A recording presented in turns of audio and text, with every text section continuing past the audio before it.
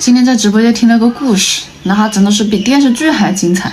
有一对夫妻，那个男的呢，他懒，他不想上班，不想挣钱，就让他老婆出去挣钱。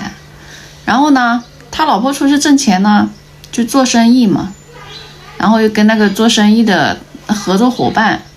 就有点不清不楚的。她老公本身也知道，就等于默许一样的，让他老婆出去了。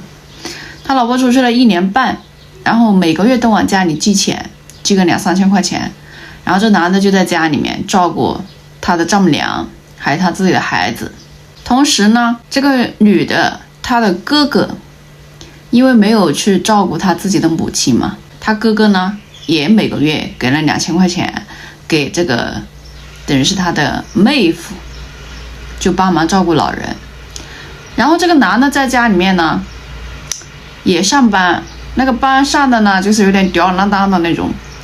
但是呢又在他那个厂里面呢又认识了一个女的，然后2个人也关系不清不楚的。他老婆出去了大概有1年半的时间，然后他跟这个女的就不清不楚的有了半年时间。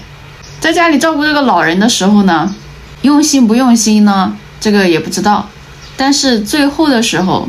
这个老人身体越来越差了，快不行的时候呢，他不让这个老人跟他女儿联系，就让他这个老人处理这个老人的遗产，就是一个房子还有一对手镯。不知道是在什么情况之下，就把这些遗产